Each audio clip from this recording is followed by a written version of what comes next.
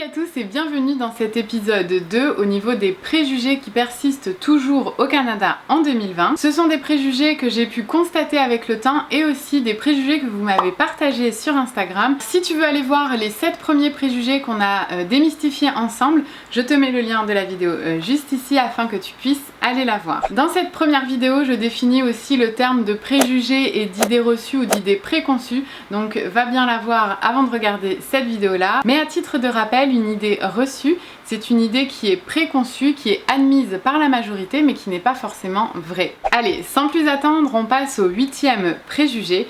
Apparemment, il n'y aurait pas d'été au Canada. Donc effectivement, au Canada et surtout à Montréal, on a des étés très chauds et humides et personne n'en parle. Je pense que je vous en avais abordé, mais j'ai effleuré le sujet dans des anciennes vidéos. Mais c'est vrai que l'été, il fait 30 avec des ressentis 40, on a eu même des 42 parce que l'humidex, donc l'indice d'humidité est très élevé. On a des journées où il fait humidité entre 80 et 90% quoi.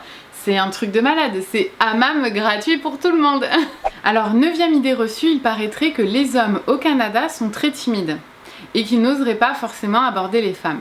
Alors ça c'est faux aussi, c'est juste que ce sont des éléments de culture qui sont différentes. C'est vrai qu'en Europe, les hommes ont la réputation d'être plutôt macho et donc c'est l'homme qui va venir protéger la femme, qui va venir draguer, qui va venir aborder la femme, alors qu'ici pas du tout. C'est vraiment, les femmes ont eu une émancipation bien avant les femmes en Europe. Le respect de la femme au Canada, c'est super important et depuis des années. D'après l'encyclopédie canadienne, les mouvements féministes débutent dans les années 1867, où les femmes prônent la tempérance, le droit de vote des femmes, le pacifisme, le droit à la main-d'œuvre et aussi l'accès aux soins de santé. D'ailleurs, le droit de vote des femmes au Canada a été établi en 1918. Le premier État canadien à accorder ce droit de vote aux femmes, c'est au Manitoba en 1916.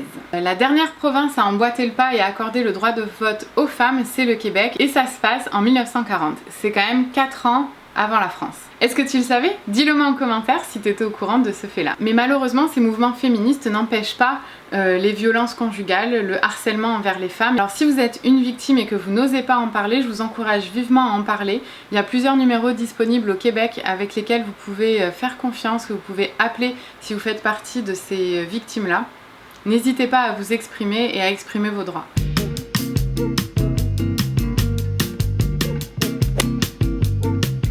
Allez, on passe à la suite, 10e préjugé comme quoi les femmes seraient plus advenantes que les hommes au Canada. Alors c'est vrai et faux, et doucement en commentaire parce que je vous vois arriver, ne sautez pas tout de suite sur vos claviers, je vous explique. Alors c'est vrai qu'au Canada, il y a eu l'émancipation de la femme qui s'est fait beaucoup plus tôt, comme je viens de vous l'expliquer, versus l'Europe où ça se fait à l'heure actuelle, c'est beaucoup plus lent et beaucoup plus long en Europe. Au Canada, les femmes revendiquent leurs droits politiques, juridiques et sociaux depuis plus de 200 ans.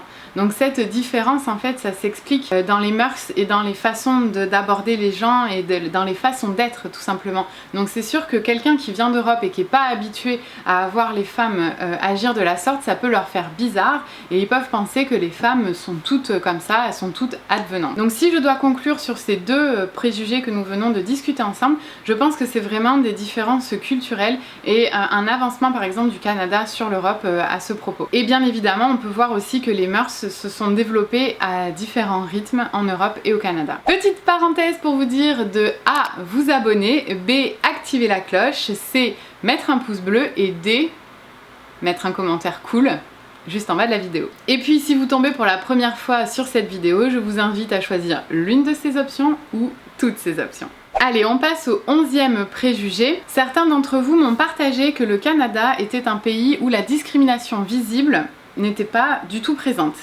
Alors c'est vrai et c'est faux à la fois. C'est vrai parce que par exemple au niveau de l'emploi, les employeurs vont faire très attention à inclure justement toutes les personnes issues de divers milieux et de diverses cultures. Donc l'intégration sociale est vraiment très importante et la diversification sociale est très importante pour les employeurs au Québec et au Canada. Il y a aussi beaucoup plus d'ouverture, je trouve, au Canada au niveau des choix personnels, des différences culturelles, notamment avec les mouvements LGBT qui sont très forts au Canada. Par contre, malheureusement, le racisme existe partout, le Canada n'y échappe pas. Et d'ailleurs, l'événement qu'il y a eu par rapport au mouvement Black Lives Matter a mis en lumière le racisme sur nos sociétés et aussi au Canada. Le Canada n'y échappe pas. Je vous ai d'ailleurs partagé au moment des événements ma position sur ce genre d'événements.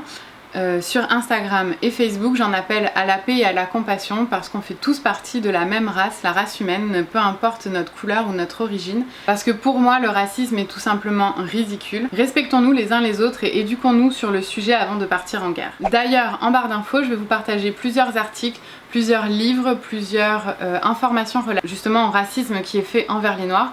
C'est pas une liste exhaustive bien évidemment, c'est ceux que je connais, ceux que j'ai lus, ceux que j'ai vus. Donc si vous en avez d'autres, évidemment, je vous invite à le partager en commentaire pour profiter à toute la communauté. Allez, on continue sans transition sur le 12e préjugé. Il paraîtrait que le système de santé au Canada est complètement pourri. Alors d'un côté, c'est vrai, quand t'as l'habitude d'avoir tout pré-mâché en bouche en France, quand t'arrives ici, c'est un petit peu différent. Et ça fait souvent un choc. En France, on connaît pas la chance qu'on a d'avoir un système de santé aussi solide, accessible à tous, gratuit et rapide. C'est pas une promotion que je fais, c'est vraiment ce que je pense. On râle souvent des aspects qu'on a en France, tout n'est pas parfait en France non plus, mais le système de santé c'est vraiment quelque chose qui est génial et on s'en rend compte quand on sort du pays et qu'on voit d'autres systèmes de santé qui sont complètement différents.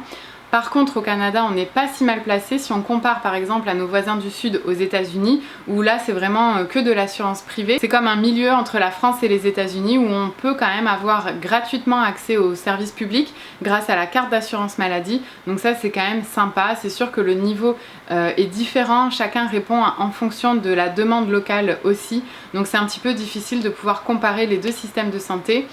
Tout ce que je peux vous dire, c'est que quand on arrive de la France, ça nous surprend. Mais si vous allez aux États-Unis, vous allez être encore plus choqués. Et puis pour ceux qui sont plus à l'aise financièrement au Canada, ils peuvent toujours aussi aller dans des cliniques privées pour être servis tout de suite, rapidement, mais il y a un prix à payer.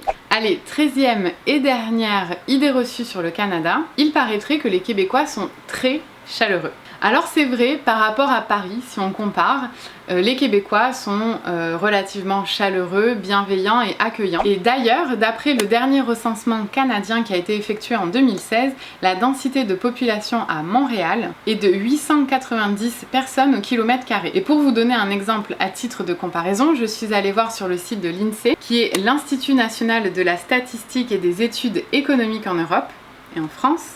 Et la densité de la population pour Paris 75, pour la même période donc en 2016, et la densité de population à Paris pour la même période est de 20 781 habitants au kilomètre carré. Donc c'est 4 fois plus intense à Paris qu'à Montréal, donc forcément les gens sont moins stressés à Montréal qu'à Paris. Et tu peux pas me dire le contraire, les chiffres parlent d'eux-mêmes.